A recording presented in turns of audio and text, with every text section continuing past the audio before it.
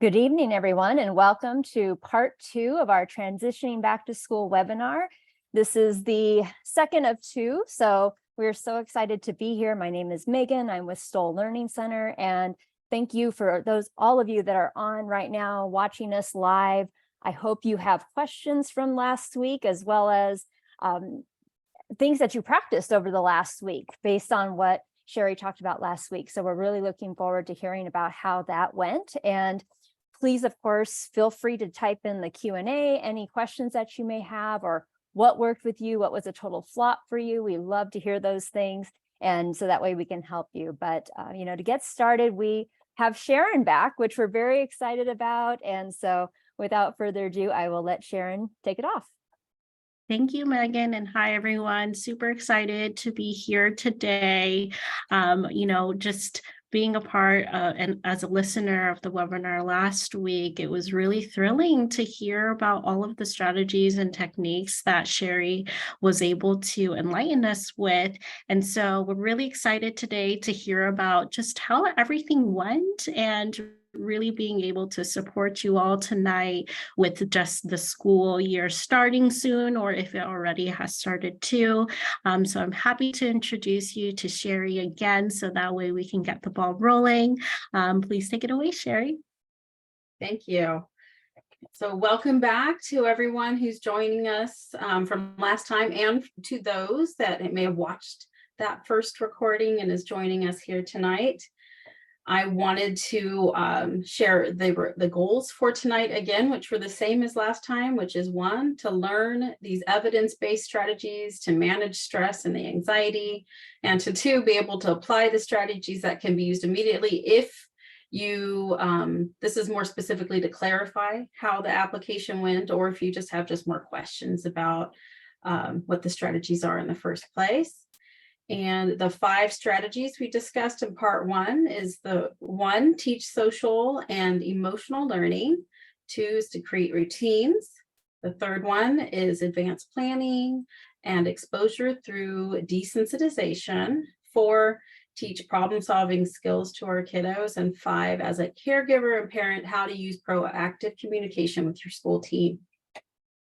So let's just go through a quick review of what those entail. The first one, teaching social and emotional learning. This was where you as the parent or caregiver are being mindful of your own perception about school starting. So do you express your thoughts about it positively or negatively to your children? And another way to teach it was to get involved, encouraging your children to get involved with the school, whether it be through clubs or sports. And I wanted to add in the podcast with Seth, who offered at around the 4-minute mark some really stellar tips for parents on how to get ready for school. So if any of you listen to that and have questions about that too, I'd love to talk to the way I understand those strategies. And the second strategy was creating routines. And so creating the routines as if the school year started at least 1 week before it starts. So that means adjusting your sleep schedule, introducing morning routines, bedtime routines, as if the school has started. And then also as a mental health person, just thinking about emotional check-ins, just so that your child is comfortable communicating to you as a parent and the caregiver about how school is going for them, so that you can better support them. That 3rd strategy is exposure through desensitization and advanced planning. So exposure through desensitization, that includes discussing transportation details by showing the route that the bus will take, or the car, pickup, drop-offs and such. Exposing is also visiting the teacher in the classroom, if that is a possibility, and visiting the key components on the campus. So that included the library, places like where recesses, the playground, the bathrooms. And advanced planning was more specific to going shopping together before the school year. So not just shopping for your child, but doing it together so that they can get excited and ready. They get to choose the colors, the pencils, just all these little things that add a little bit of excitement and kind of a segue as a transition into school. And then if you are going to have your child involved with extracurricular activities, once school starts, really schedule that with the child, show them visually on the calendar what their full day is going to look like after school, which days will they be going to, if it's a sport or piano or whatever the case may be. And the fourth strategy was teaching our children to problem solve. So if they're at school and they feel anxious, can they identify authority figures that can help them at school? If they're lost, if they don't know where the bathroom is, or if they just need help with just where to get juice, like they just need to know who to talk to, and having them have practice with scripts on what to say if they were to ask for help. Some of our kiddos have a difficult time just initiating those types of conversations. So teaching them to not only have the social skill and those interpersonal skills, but just like, what do you do?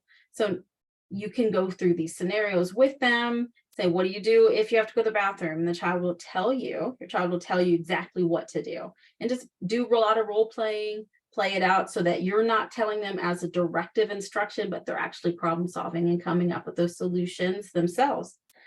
And our last strategy is specifically more for the parent and caregiver, is about using proactive communication before school starts to the best of your ability. Obviously, it's a mad rush to that first day. Some of the teachers may not be able to get back to you immediately, but this is just so that you can put your best foot forward, and at least they know, they see your email or see the voicemail, and they know that as a parent you're reaching out and you want to have a connection with that person. And these folks to connect with would, if you have an IEP or a 504, would be the teacher. If you have an assigned case manager for that, a behavioral team if one is assigned to your child. If not, just definitely reaching out to the teacher or the principal, and just sharing with the staff just your specific concerns, share a little bit about strengths, potential triggers that you think could be difficult for your child, even sharing as the expert of your child some good strategies that you've used to support your child through that, just so they kind of have a better idea of how to meet the needs of your child. They eventually get around to understanding it, after the first couple months of school, but if you can front load them ahead of time, that's just more support that's offered for your children. Now, resources were provided last time in the chat. There were examples of like the morning routines, bedtime routines, some wonderful websites on sleep hygiene, sleep practices to help adjust your child to the school year, and just a lot of educational resources. So things that I'm not able to go over fully in this webinar, but you can invest that time and learn so much more to support your child through all of this.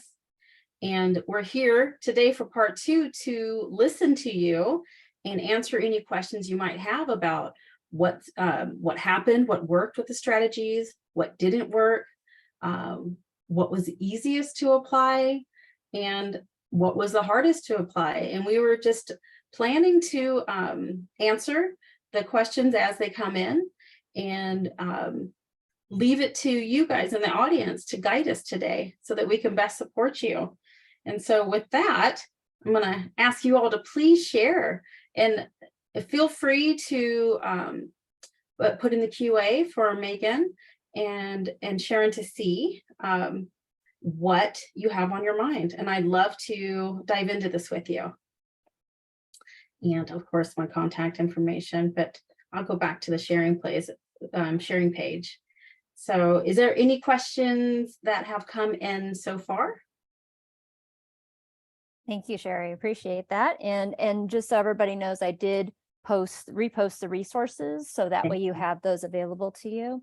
And I also reposted the link to watch Seth's presentation in case you didn't see it last week. But we did get a question in that is from Miranda. She has a question that her son is starting 4th grade in 2 weeks, and looks like, to sum up, the homeroom teacher has left, and the child is now, doesn't know yet, and is already very anxious about going into 4th grade. And so Miranda's wondering how to have that conversation with her son. Okay. That's a great question. So the homeroom teacher has left, and I have a question. Does your child already know the homeroom teacher? So it's going to be some grieving as well, or is this just she knew, or he or she knew of the teacher and then the teacher left, and like they didn't actually have a personal relationship? If they could clarify that, I could get more specific. It sounded like the son was very excited about who the homeroom teacher was. Oh, like, so excited about the teacher. Okay. Mhm. So this is a great question. If you know that your child isn't great with change, isn't great with disappointment, like that frustration when things don't go as planned, if that's just something you already know about your child, I think it's great to ask before you just dive into it with your child to get some support, because it's not, it is anxiety provoking to have your plan just dismantled that way. And so I would start it off as just talking more generally about change and how natural change is and how things can be different. And even as a parent, modeling that. So if something is happening in the house or at work and it didn't go as planned, having just the parent talk about it casually, bring this like, this didn't go as planned and I'm feeling disappointed. Share the emotional experience. We want to highlight that it is disappointing when you're excited about something and it doesn't come to fruition. So that would be my first recommendation, is to model it naturally without getting it directly into it. And then that will segue into deeper conversations about change and resilience. So talking about it, modeling it, it goes into that first strategy of teaching social and emotional learning through modeling. Do you talk about it negatively or do you talk about it positively? And if you are going to talk about it in a negative light, which is totally normal and fine because it is disappointing, talk about the growth mindset as well, right? Say, okay, I'm disappointed in this, but what do you think I could do? And maybe if the child's in 4th grade, so you can be inclusive with that, with your own experience. And if you don't have an experience, you can make one up. Right? Like say, this happened to me before, or reflect on something that did happen before and say, I think about change and I wasn't sure how to handle this. And what do you think? So just start to get their mindset on it, period. If it's real rigid, it says, that's the worst. I don't know what I would do, and say, let me think about it too. Let's think about it together. And then just start talking about it with a really broad perspective and just honoring of all of the emotions. And then don't tell the child right then and there, because then it looks like a setup, right? We want this to be as natural as possible. And so now that you've planted that seed at a different time, at least I think you said 2 weeks beforehand, maybe a week beforehand, go ahead and just say, I found out this news that we're going to be changing to this other teacher. Within that week, go ahead and start researching this other teacher, right? Asking the school, the name, if you can find a picture, find it. So a lot of times the teachers have information about what they like. They have information about like their family. They'll just share things like that. If you can find out a little bit of that information, that's something you can share. This is what I learned about this. And obviously offer that space to your child to be disappointed. It doesn't have to, this is where we practice that validation that we discussed last time, which is like, I bet it is hard. And there's things that we cannot change. And it's okay if you feel down about this for a little bit. Now, the child might say, I don't want to go now, right? Like I was so excited about it. Now it's all ruined. You can say, I can understand. That's how you feel. You don't have to go into corrective mode, but you have to, right? Like we need to go and it's going to be fine. Like that's invalidating to say it's going to be fine to someone who's kind of in a bit of their own little crisis around that change. So just hold space for them and then give enough time so that you have the days after to continuously check in, like with those emotional check-ins. And that's why it's so valuable to already have that routine, right when you sit down at snack, if that's when you're going to do it, it's a natural way to discuss this matter. The child's expecting questions, expecting for you to kind of check in about their emotional states, and don't push it. If your child is resistant to talking, that's okay, but you still come back. I'm here to talk about this change. I know it can be somewhat difficult. There's a lot of books out there too that could be developmentally appropriate. If I can send that to you guys later, just a post for the families about just change in general. I can find some on Amazon if we want to get that book and share with your child. You just make it a very common topic and just normalize it. It's so much that they have desensitization just through the conversation piece. It doesn't have to be in person where they have that shock value of just seeing someone new. You can start talking about it now. So Right. there's a couple strategies I shared right there, and we Yeah. can start there. Yeah. Thank you, Sherri, for sharing, and even going off of what you had mentioned too. I think it's such a great opportunity for even parents to share that Right. empathy with their child, knowing that, even the parent themselves, Miranda, having to deal with that change too, and your own, kind of anxieties and emotions around that. And again, using that as an opportunity to discuss that with your child of, I'm doing it too, and it's okay to feel X, Y, and Z, and we're going to get through it together. In the work that we do, we really hone in and emphasize working through that grit in order to build that resilience and the capacity to have a bigger space in order to manage these big changes that are going to always come up throughout life. And so, it always seems like there's one huge obstacle, right in front of us right now. But again, I love what you mentioned about looking at it through a positive lens, and being able to work collectively together in order to kind of solve this problem and really work through the emotions. So thank you for sharing that. I'm sure that was really helpful. Hope it is. And I think that the piece that really stands out to what you're saying, Sharon, is about just like that parent sharing. Mhm. For you, Miranda, to share your own experience with change. It's such a bonding opportunity.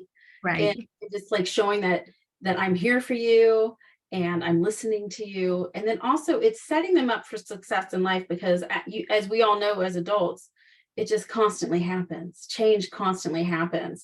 And another thought came to mind is, with the fourth grader, they've Miranda, your child's lived long enough to experience a lot of change, right? Already, in those first 10 years or 9 years. And so go ahead and ask your child, when's the last time something like this happened where you felt disappointed? And if they don't remember, you can reflect and share. Say, remember when this happened and we couldn't go to grandma's? I'm making something up, right? That was disappointing. What did we end up doing? And have them engage. Again, letting the child lead. So there's a little bit of problem solving here too. So you're kind of touching on two of those strategies, teaching social emotional learning and problem solving. Be like, do you remember what we did? I did this, this, and this. And again, filling in where there's blanks. If they don't remember, be like, I remember you cried a little bit, right? And you asked me for a hug and I hugged you, right? And so you say that actually is problem solving, seeking comfort. So just using your real life experiences and making it so comfortable to reflect on the hardships. And again, really holding space for the disappointment, especially if there's a lot of excitement for this specific teacher. It's okay to grieve it. Definitely. Yeah, absolutely. And again, just to echo what Sharon said, it's so great to hear that being able to discuss those emotions and what it feels like with those changes. And, I think in past generations, that wasn't always the way it was done. And so it's beautiful that this is talked about now to do this with these kids and to really let them sit with how they're feeling and how to navigate those big feelings.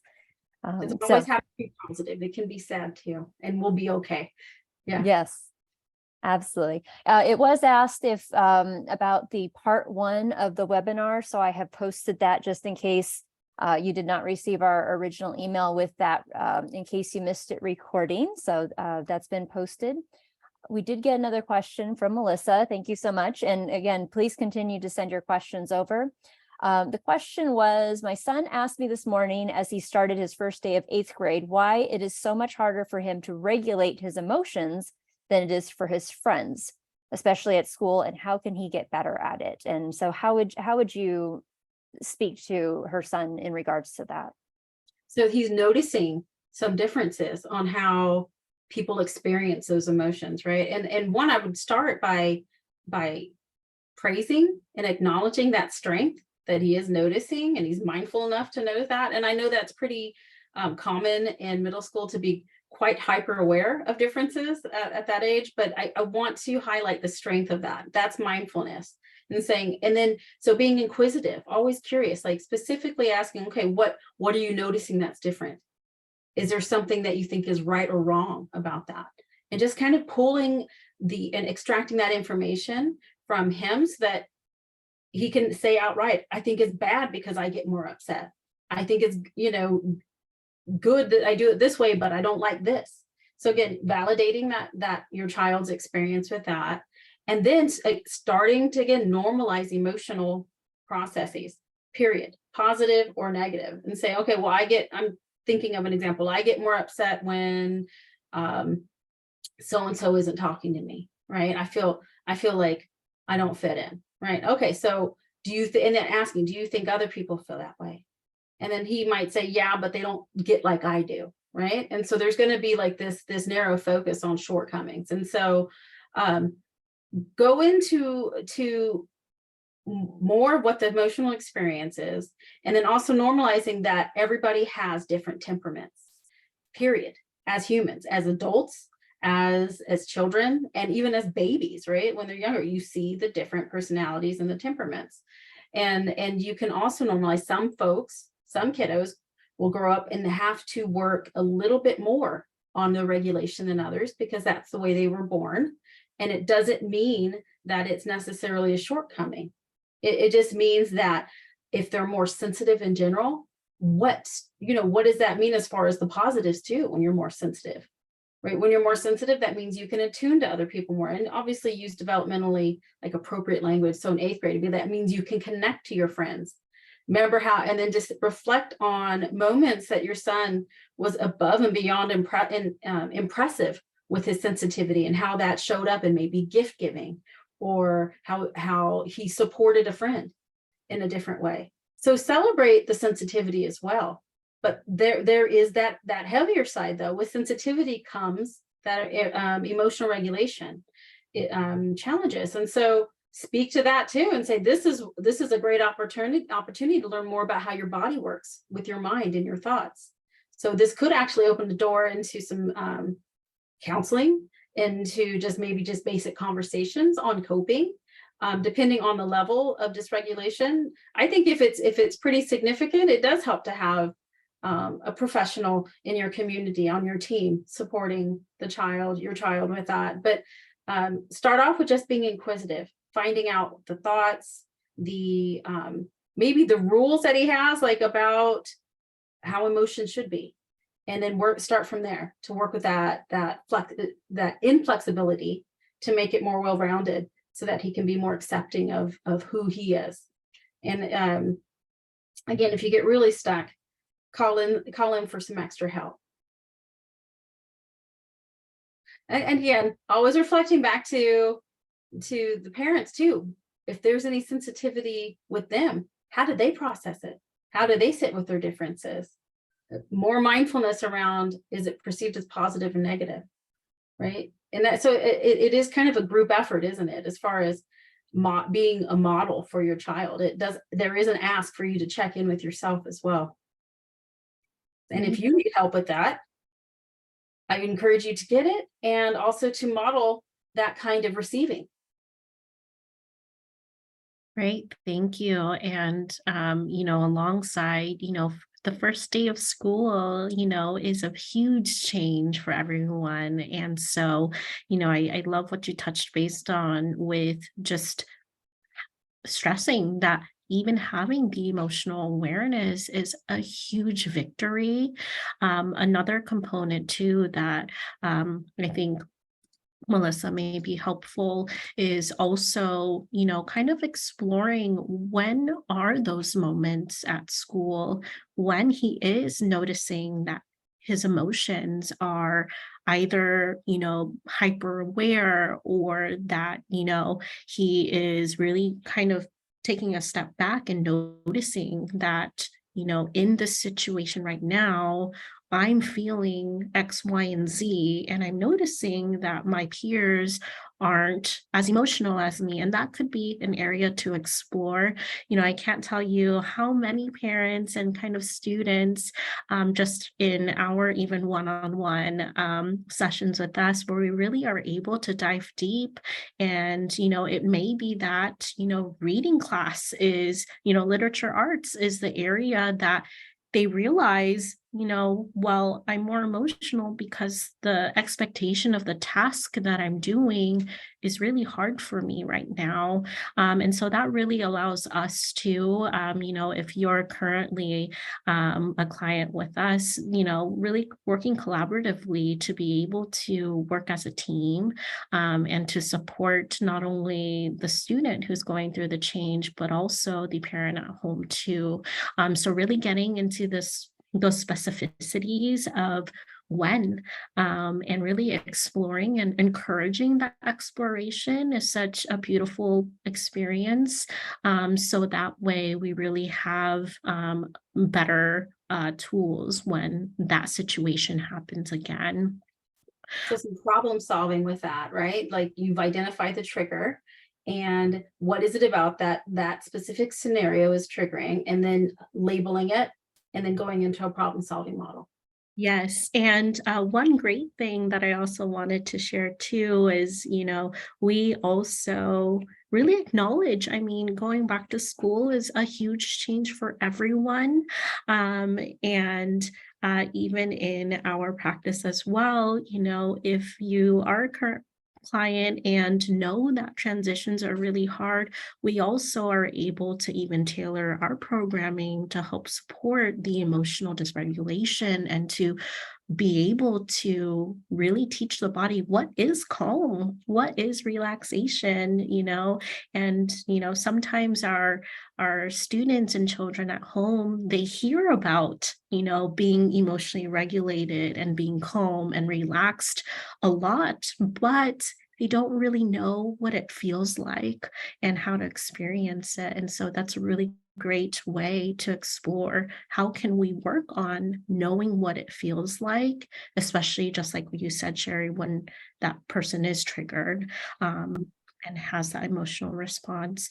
I see here that there is one question that did come in. So this question is from Kevin. So Kevin did state here, we were really happy to start the school year by prepping a tour for my child. But one of the unfortunate things is that they weren't able to allow us to get a tour. So do you have any recommendations on how I can best support my child at home so that way they don't feel entirely lost going from class to class? And it says here, he's starting high school. Okay. So it's a new campus. Is that what I'm gathering? Correct. Yeah. Okay. And so he wasn't able to do the tour. So he's going to go in kind of blind, right? And so yeah, that is anxiety provoking for all of us, right? That is something, walking into something blind like that. So normalizing that, right? And you don't have to say it's all going to be okay, right? Because that's invalidating, even though we know it will be, even if there is some hardship, you can start asking questions saying, if like, where do you think other, I don't know if it's a freshman or just a new student, another student, do you think this the other new students are feeling nervous too? So helping kind of expand the connection to just the experience and that it is difficult. And so he doesn't have to feel alone in doing it. Identifying, saying, what do you do when you feel lost? Who do you talk to? Like, is there someone that you can talk to? Do you have someone who goes to that? Do you know someone at that school already that you can ask? Looking at anything online to see what it looks like, right? Just to give more just visual readiness by seeing the campus. It's not the same, but that's the best that we're working with, right? And that's also as a parent, you can highlight that too and say, I'm so glad we at least get to see what it looks like, right? This is, and if there's like a map view of the school, like if it shows like, here's where the bathrooms are and this and this and that, just, and then say, and then you might have a child that says, I don't understand how to look at this. Like, this isn't helpful. And say, okay. And you just go with it, right? You just show the effort that you're trying. And then you say, okay, so if this isn't helpful, what do you think would be? And there, that may invite some a negative response of nothing, right? It could go that way, and just say, okay, I'll think of some things too, right? So it could be like, all right, if you get lost, I bet there is a classroom you could pop your head into where there's another teacher. Maybe you don't want to ask another student. Like if it was like my high school where they purposely sent me to the wrong side of campus for a prank for freshmen, right? Like maybe you don't want to go there, but you can count on the teachers. You can count on staff. Make sure that they know where the office is, so that that's home base. You're always going to go back to that. And if it is possible after that first day, if they can't do a tour, going into the class, the office, and saying, my child was getting lost today. Can we walk him around a little bit now that school started? Can we show him where the classes are? So he has it really kind of ingrained in his mind, so he feels more confident next week when he comes back. You just ask and see what they say. I can't imagine a school support team saying, no, your child's struggling and we're not going to do anything about it, right? So you can also encourage your child to be open, even if it's not the way we planned with that tour, that we can still do something with it and he can still ask people for help. Now, if there is an issue with asking for help, this is that part where we practice the scripts. And then if they know the scripts and they still don't want to do it, say if anxiety is just gripping them, you can say, okay, what are some ways that you can calm your body down? Right? So kind of going into what you're saying, Sharon, about identifying it. I'm not sure if you're going to get it all done the day before school, right? Emotional identification is a process. Understanding that when my hands sweat, when I'm holding my breath, that means I'm nervous, right? So, but keep the conversation going, because this is not just a school tip. This is a life skill, right? Of just like, how do you identify with what's going on with you, and how do you problem solve? How do you feel like you have more agency in your life based on the intel that your body is sharing with you? So it's an ongoing process. That's why that routine with emotional check-ins is so valuable. This is something you just do here on out. Even when they move out and they don't want to talk to you, you still offer it to them as their support person. They'll come back around maybe in their 30s and appreciate it. But for now, you just show up as your best version, as a loving and devoted parent, and make sure that you validate their emotional experience. And this high school, middle school, it's a very emotionally charged period in our kiddos' lives, like with all the hormones. So even if we don't understand it anymore because we just can't relate to that kind of charge, we still hold space for it. I would encourage to work on your own regulation while they're kind of swirling out of control. Sometimes you be that anchor for that boat while it's getting thrown around in the waves, right? And then once they calm back down, you can tell when they're able to hold a conversation, they're looking at you, their body's calm, using those like physical cues, then go into more questioning. So just really holding space, not pushing it too hard. If they, if your child doesn't want to talk, let them have that space. And if they come back to you with more concerns, then you can step in. You might find that you have this conversation and they want to go to their room and have their own kind of stress management by themselves. And as a parent, you just hold that space. That doesn't mean you go in there and saying, talk to me, tell me what's going on. They invite them to come to you. The more you push, the more they'll pull away, right? So just kind of, those are just some thoughts that come to mind about just how to hold space for your child as he's working through that anxiety.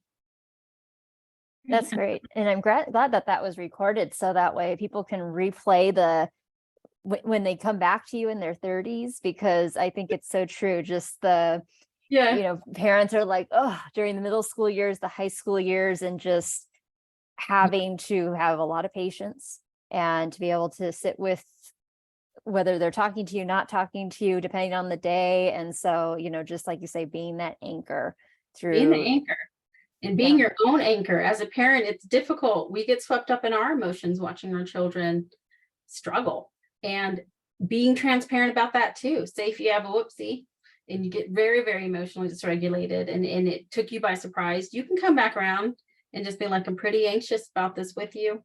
Because and I think that's normal. Normalize it. It's not tragic. It's normal. And this is what I'm going to do for myself as a parent to kind of calm down. I think I need a little more time to think about it. And I think a little more time to breathe. And so this is, again, another call for the parents and caregivers to really up their own coping so that they can best support their child. And again, if you don't know, if you need support, please reach out and talk to the folks at the center. If you have a therapist that you're working with already, like just kind of reach out, keep yourself exposed. And I know it's a vulnerable act, but it's worth it if it's going to save you mentally and also guide your child to be more prone to using strategies. That's excellent. And I love Sonia posting, is it just me? Am I the only one, or are all parents stressed about their kids going back to school? So maybe if we can give Sonia a little love on the reactions of, that she is definitely not alone. And I think every parent is in that boat with that transition going back to school, whether you have a neurodivergent child or not. Yeah, I think change is naturally anxiety provoking, period. That's just part of our biological makeup. We don't have our same consistency, our same expectations. And so that part of our hypervigilant brain turns on and says, is this safe? Are you sure? Right? And that's its job. So if we feel that kind of provoked feeling, just know that that's your defense mechanism working as it should. And our goal is just to keep it in range so that it doesn't become catastrophic. It just becomes a curiosity. Like, I am nervous about this. What does it mean? What it is like, am I nervous because I think my child's going to get lost? Like my daughter's starting school next Wednesday.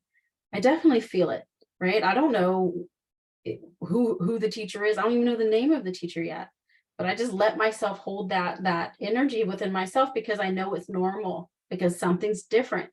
It's a different, same school, different people, right? And so I just allow myself to have the experience. So yeah, a lot of us are going through that for sure. Thank you. That's always very validating. So thank you so much for that.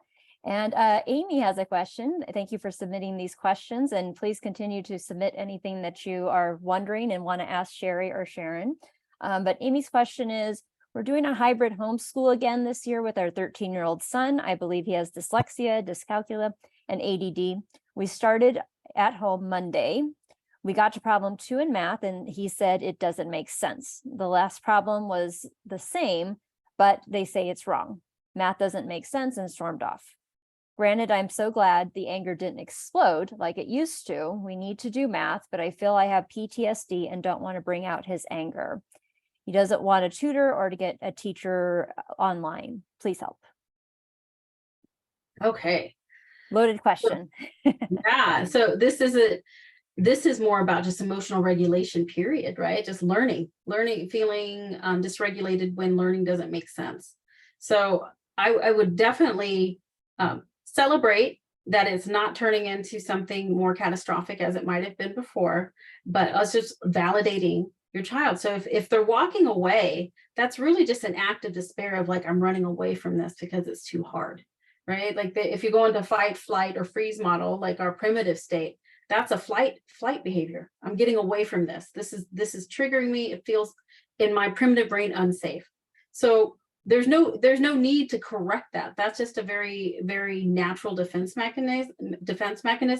So obviously we want to round him back up and bring him back to the math and teach, but for this moment, he's not accessible mentally, right? He's in a more charged space. So allow for that for a little bit and just say, okay, you don't have to change or try to correct what he's saying. I was like, no, you can get it. You did it last time, right? That's where we always want to go as a parent. Be like, remember, you can do it. That's for a different conversation. Right now, validation. I'm just like, okay, it looks like you need a break. I see you walking away. Okay. Right. And so you start to kind of like, it's considered like a defense mechanism, but could be perceived as a maladaptive behavior of avoidance, right? So you don't have to teach the math work, but you can teach that it's a break. by saying that in the first place. Okay, so I see that you're walking off. It looks like you need some time or you need a break. Start using that language, because eventually when he's frustrated, he'll come back and he will start to use that language, because we want to elicit that. We want there to be more functional communication in a moment of dysregulation. So that's just the emotional part, teaching that I need space, teaching that my body is escalating, teaching that it's okay. And then obviously encouraging coping skills on a physical level, breath work, movement, going outside, having some space from it for a little bit, right? And then so as your child is leaving and they're frustrated, and say, okay, I'm glad you're deciding to take some space and take a break right now. I know this is difficult. It looks difficult for you, because like you're saying, it doesn't make sense. Okay, go ahead. I'm going to check up on you in about 10 minutes. I'm going to see how you're feeling. Okay. You don't even have to say, so that we can come back and do this math problem, because then it's going to be right up to the ceiling again with emotions, because they're like, I don't ever want to do it ever. Right. So go ahead and just let them have that space, and then go check in. Now, you're going to be looking as a parent for cues of body language, responsiveness, eye contact, just coherence in the way they're talking, because that's showing that they're back in their calm state, their zone of tolerance, right? When he's leaving, he's outside of it. So just let him have it. Come back to it and say, I was looking at that problem.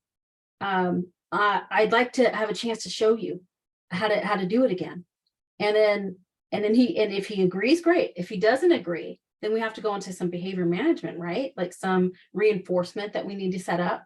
They're like, okay, after this, then you can have another break, right? A lot of praise. I'm so glad you're here doing this. I know this is hard. You know, this is that grit that Sharon was talking about. Like, this is it. We're in the trenches. So, and then even before this happens, talk about resilience beforehand too, so you can reference it in these harder moments. If it's not like a repertoire or language that makes sense to a child of like, what is grit? What is it to come back? You know, like, then it's not great to do it when they're already escalated. So try to talk about that stuff beforehand, so when they are escalated, you can bring it back into the equation in that moment. It's like, okay, this is that moment. If you need a break, go ahead and ask me again. Give permission. You might find that your child wants to have a break every 5 minutes from it, because that's where their emotional tolerance is. So be it. We're not just working on math at this point. We're working on a life skill again, right? And so if we need to take that extra time, so be it, because we're working on something much bigger than arithmetic.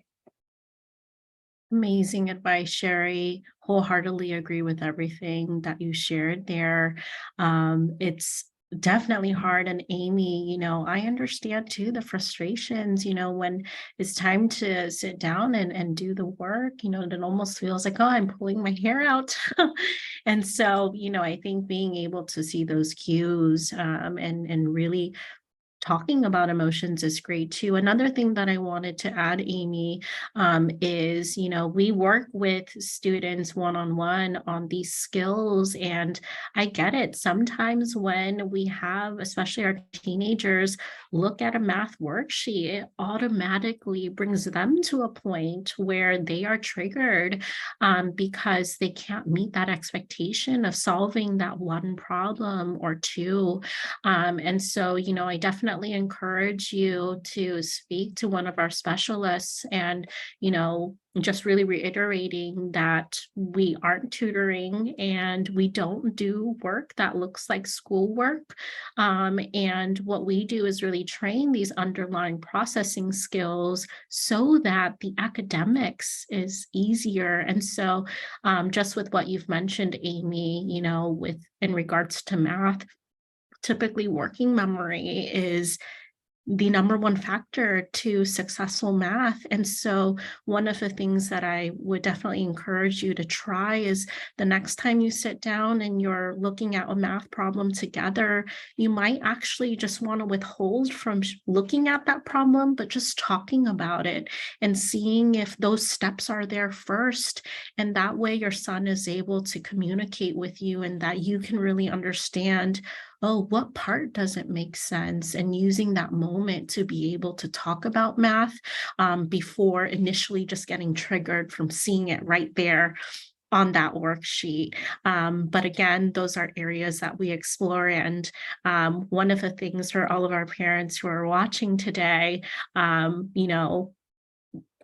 a lot of the times when our students that we work with have a clear understanding that we aren't tutoring, we're not a school, we don't give grades, and we actually work on underlying processing skills, there's such a huge relief because they know I don't have to be perfect and I don't have to get this answer right. We're working on these skills in an entirely different way so that the academics can get better later. And so alongside that, with what Sherri mentioned, with really holding that space and being able to know when those triggers happen, alongside with what I've shared, I think that could really help in setting up successful moments of math for you.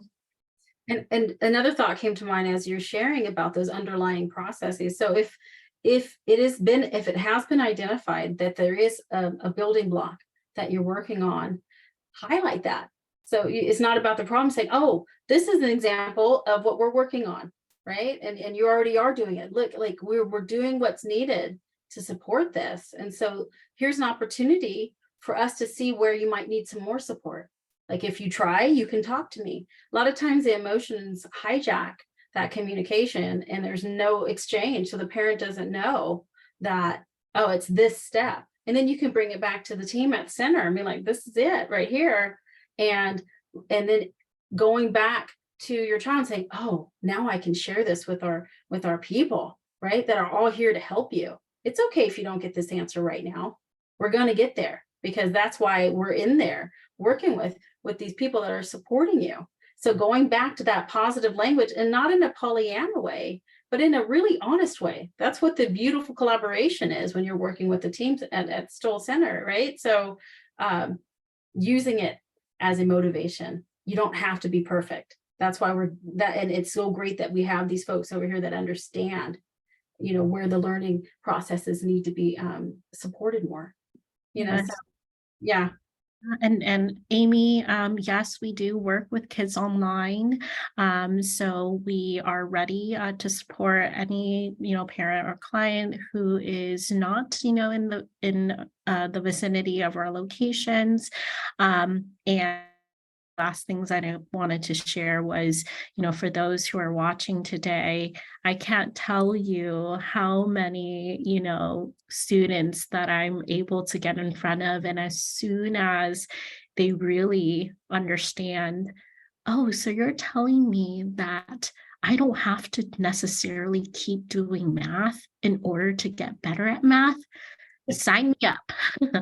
And so, the great work about what we do is it really feels like brain games, and it really builds that confidence and motivation in a shame-free, vulnerable, and safe environment. And so, Amy, thank you for sharing that information and asking that question.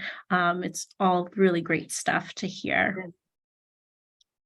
Yes, thank you. And Amy also gave you a wow. Thank you so much, Sherri, when you were after your explanation for her question. So very appreciative of that. We have one more question. Brenda had a question. She says, my son is going into 4th grade, and last year he'd have meltdowns at homework time.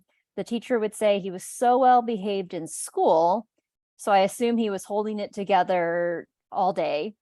How can I help this year to be different?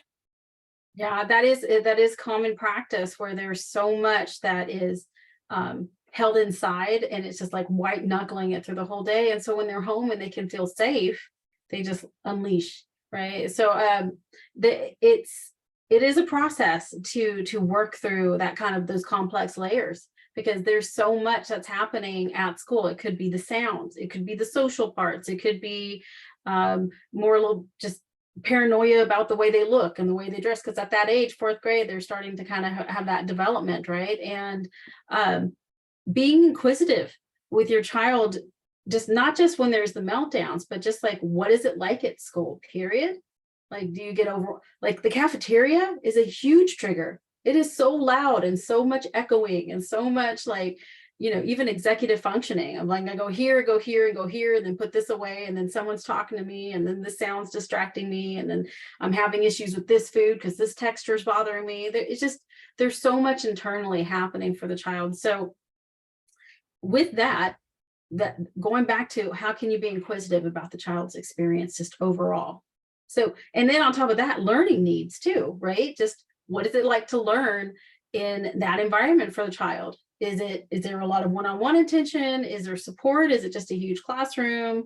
Is there a lot of like shame involved if they're not producing and performing as fast? Those are all emotional supports that need to be addressed. It's not even about just learning. It's about what potentially can turn into trauma, right? If you feel embarrassed about it. And so my first recommendation is to keep that in mind so that you can be inquisitive and ask questions. Lean on your folks at the center that can help you understand maybe specific learning needs, some things that you're working on so that you can speak that language. If it is a matter of sensory processing, getting connected to an occupational therapist that can help you break it down. Like, how do you do desensitization work with sensory processing if that's the case? So you're looking at the learning, you're looking at the sensory part, and then a lot of times the emotional reactivity is just a byproduct of those two things, right? They're overwhelmed with the learning part, overwhelmed with the sensory, and then anxiety spikes, and then they have a meltdown.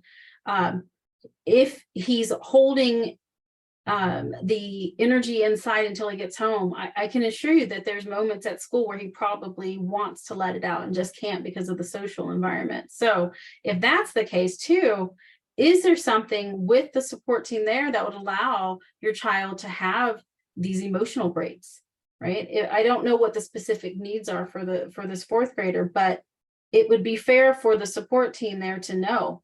If it is sensory processing, then we put in some sensory supports, right? And regulation supports. If it is academic supports and they need to go at a slower pace so it doesn't stress out your child, then that's something where you call in a student team meeting and you start talking about that. If an IEP is not already established or a 504, and you just advocate. Once you learn about it, you collaborate with your team and you advocate and advocate and advocate because your child needs it. That's why is it a son? He comes home. Okay, I just want to make sure I'm referencing that right. So when he comes home, you can talk about all these things that are in place to support the process. And this is where we're building more tolerance, that grit, and saying everybody processes this world in their own way. There's no right or wrong way. All that matters is that the people around you accept and love you and going to work with you no matter where you're at. If this is hard for you, then we're going to do what we need to do to help you get there. And we can take our time. It doesn't have to be today. It doesn't have to even be next month. It's as long as we're working diligently on it every day and we're all working on through this together, just know that something's going to change. You can't promise for prognosis of what's going to change, but something's going to change when you intervene that way. And so you keep that kind of hope and that momentum moving forward. And just validate when there's a lot of melting down at the home. That's not the best ideal time to talk about what happened all day. Let them have their moments, and so focus on what can we do right now to help you feel better, right? Do you need some time alone? Do you want me to be with you? And this is not a time to schedule extracurricular, right? Like, this is not the time. Like, you want to get them to a place where they're in the routine, and then maybe extracurriculars come later, unless it's motivating. So it's like, okay, let's just go to soccer practice. I know that makes you happy. And then we're just going to move our body and then we'll come back later. So like, kind of show them that they can either move on with those things, and being also mindful of knowing your child. If being around more people is more aggravating, that's what I mean, don't do it now. So make that bigger assessment. Talk to your team about it. Thank you. Love it. Okay, so gosh, we had a lot of questions, so thank you so much for that. And looks like Amy had one more question about asking, does the center do paperwork that schools honor to create an IEP or 504 plan? Great question, Amy. So we do our own functional academic evaluation, really so that we can tailor and make the proper recommendations with our therapy plan, depending on the school and I would say district that you're in. Most oftentimes when parents do get our evaluation done, they are more than welcome to share that with the team. We work closely with our families through that IEP process. And so, those IEP meetings can be really overwhelming. And so we definitely can be a part of that process with the family and also, looking at the goals together to help make sure that we are on the right track and working together as a team. And as permissed by families, we also will contact teachers or be in contact with the resource team at schools as well in order to make sure that we're working collaboratively together.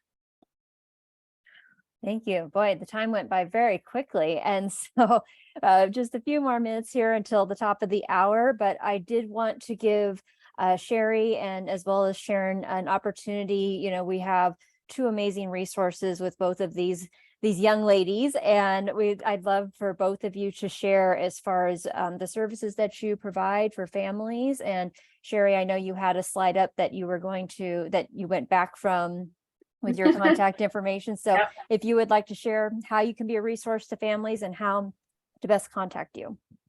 Okay. I also was thinking about our kids going back to school, and I feel like every child should be able to go to school and work through struggle, but struggle is different than suffering, right? It's suffering when it's ongoing and it's not just a moment of transition, and I feel edgy about it. Like if they're starting to shut down and not enjoy being in the environment at all, that's your cue to be like, okay, this isn't just going to get better on its own. This is where we step in and we seek some help, and we start talking, just communicating. Even if you don't know the answer, start just asking questions to the teacher, to asking questions to other parents. And that is something, as far as like the service I provide, I encourage and work with parents through these hard times, as far as like, how do you become an advocate? What do you do with this energy? How do you self-regulate in front of your children? How do you teach your child through parenting and caregiving how to manage themselves as well? And so I do work with mostly adults and teenagers at this time, and definitely a lot of parent education. I work closely with families so that we're not looking at just the child, we're looking at the whole system to support everybody, because we're all working through this together. And because I have that experience also in the school system, and because I have a child who's now 24 who's neurodivergent, went through the school system, and I just became more seasoned at just engaging with school and collaborating there too. And so I go to IEPs, or I've done functional behavior assessments for kiddos at school. So those are some of the services I do, but I'm here for the whole system and not just one individual. I always include everyone. And so if that's something you think could benefit you as your child's transitioning, that is what I would be able to offer. Thank you. And Sharon, if you would like to share about what Stoll Learning Center offers. Yes, thank you. So what we do at Stoll Learning Center is we train the underlying processing skills in their brain in order to develop, a stronger foundation of skills so that individuals can become confident and independent learners. We typically see clients and students who have challenges with auditory processing disorder, dyslexia, ADD, ADHD, as well as executive function challenges. Again, like I had reiterated before, the line of work that we do really falls along the lines of cognitive learning therapy. So we are not tutoring, we don't look like school, and we are serving individuals really at the ages of 5 and up. So if you are interested in contacting us, I believe Megan just put that in the chat there. You're more than welcome to give us a call at the number listed there. And also she provided a link to schedule a free consultation if you are interested in just having a conversation to see if we would be the best matched in supporting your child at home. Thank you. Appreciate that information. Great resources with the both of you. And any final thoughts as we wrap up? Just that this act of just showing up to these webinars is a huge testament to the positive parenting approaches that all of you guys are taking, and that you're doing the right thing. The expectation is not to exactly know all the answers, but to keep seeking and receiving what comes to you to support you and your family through just hardships and transitions. And so I have a lot of gratitude and respect to those that show up for our kiddos at this time. Yeah, and one last thing that I wanted to end the night off with was, again, just leaving you parents empowered. Thank you so much for being a part of this 2-part webinar. And if you're watching this recording, we hope that you're also able to start implementing these just throughout the school year and changes that come up too. So thank you, everyone, and Sherri for being such a lovely co-host and really enlightening us with this information here. Thank you. Thank you. And again, as they've said, thank you all for being here with us today. If you missed part of the webinar, you will be getting a recording of this for everybody who signed up for it. So be on the lookout for that. And if you have any other questions, please do not hesitate to reach out. And again, please remember, as you are transitioning into the new school year, give yourself some grace. This is a challenging time for everybody, and lots and lots of tips that we shared today. Hit it on repeat and enjoy. And thank you, everybody. Have a great night.